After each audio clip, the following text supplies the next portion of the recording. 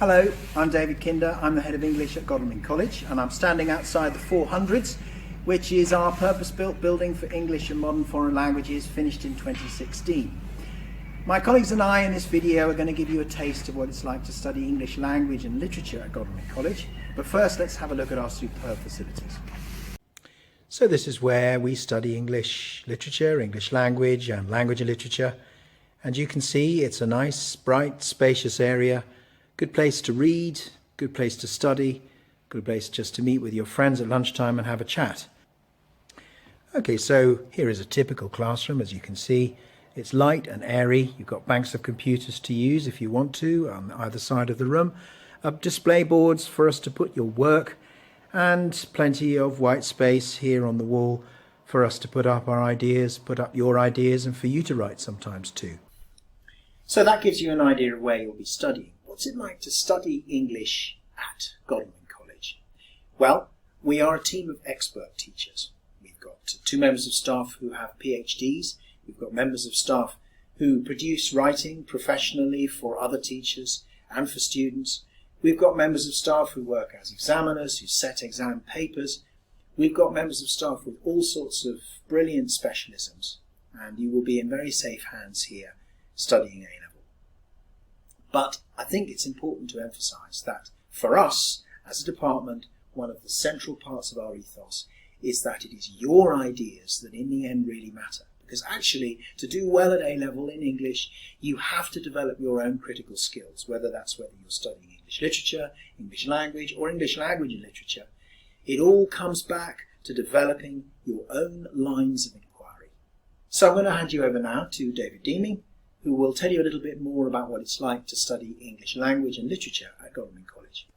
My name's David Deeming, hello. The Language and Literature course at Godalming is, as the name suggests, divided into literary texts and non-literary texts. And the range of texts that we study are on the board here behind me.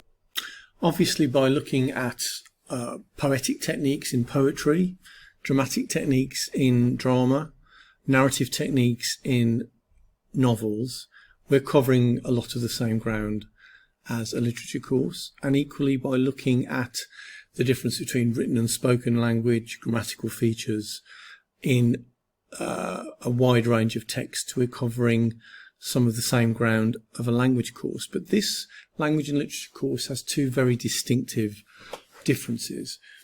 First of all, the course is designed to look at the way language works generally over all of these different genres, whether literary or non-literary. So it encourages us to look at perhaps literary texts in a way that we wouldn't normally on a literature course. We can look at literary texts from the point of view, for example, of grammatical features, which can be incredibly revealing. Also, having an understanding of the way spoken language works gives us real insight into the way that literary writers use dialogue, for example. Conversely, we can look at the way in which non-literary texts use literary techniques to create certain effects.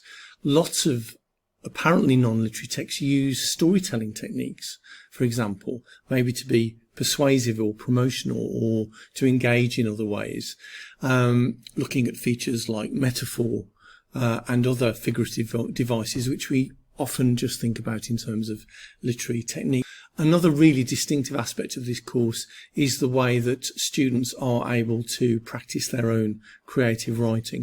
In the exam on The Great Gatsby, you do an analytical essay on The Great Gatsby, on the narrative techniques of The Great Gatsby, but you also use some of the narrative techniques that you've learnt about in The Great Gatsby to create your own creative work. So creative writing practice is a really distinctive element of the language and literature course. And my colleague Juliet Harrison is now going to take you through a creative writing exercise. I'll see you soon. Hello. So we're going to do a session for language and literature, focusing particularly in on the idea of narrators and narrative perspectives. So let's have a little think.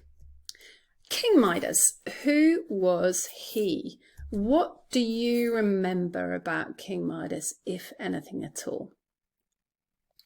One thing you might remember is that he's from Greek myth, What you also might remember is that he was granted a wish from those cheeky gods, that he could touch anything and that it would turn to gold. Now, you might think this is a great gift, you know, that he did something good, he was rewarded for it, he was very greedy and he got what he wanted. So is he lucky? So we're going to have a look at whether or not we think he's lucky as we go through this 5-minute taster session. So we're going to watch a clip, but before we do, I'm going to remind you of one term that you'll be familiar with from GCSE, and that's point of view. It's the idea that the author enables you to see what's going on from a particular perspective. So you could have a child's point of view, main character's point of view, the protagonist's point of view, even a dog's point of view, actually, on particular texts I can think of. Now, how does this translate into A-level? That's particularly narratology and the study of narrative. It translates into this term, focalization. So, same idea, the perspective through which a narrative is presented, and the way in which you'd express this is the narrative is focalized through the main character. So what we're going to do is we are going to look at, as you watch this clip, what happens to the focalization. That is going to be what we think about. So here we go. Only 45 seconds. Here's the clip. Hey, Tim, show Joel how everything you touch turns into Skittles.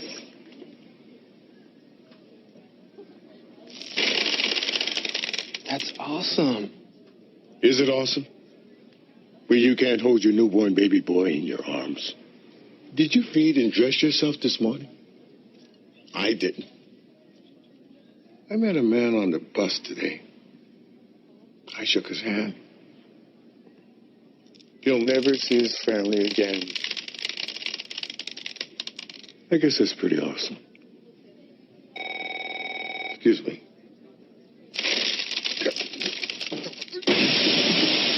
Touch the rainbow. Taste the rainbow. So, maybe you made a few notes. How do they compare to what I observed? First of all, you might have noticed that focalization is through the female employer, right? Employee. So she comes in and she's really excited. And obviously, as an audience, as a viewer, we share that excitement, don't we? However, quickly our attention is drawn to the seated man. Now, many reasons for this. He's dressed in red, he occupies almost half of the screen, he's in the foreground, and also we realise quickly that his facial expression is very different, doesn't reflect at all the excitement of his colleagues. And of course, once he begins his narrative, the focalisation is entirely through him, isn't it? It shifts onto him. So what's important is you can see the way in which the focalization shifts, the way in which you shift the narrative profoundly alters the meaning of the text. It changes the way in which we understand it. So initially we think it's really exciting. We think the man's very lucky to have this amazing, if you like Skittles particularly, amazing to have this, is very lucky to have this amazing gift. And then of course, as the focalization shifts, we see it from his perspective and what a curse it might be. Right. So with that in mind, here is your task. We would like you, please, to write the opening of the King Midas story in about 100 words. Now, in order to do that, you have to make a choice.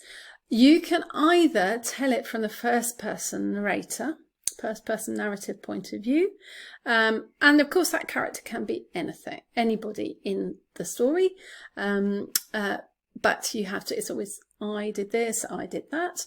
Or you can do a third-person omniscient narrator, and that is somebody who can see into every single character's head, or third-person limited narrator, who can see predominantly into a single person's head, but still in the third person, so he, she.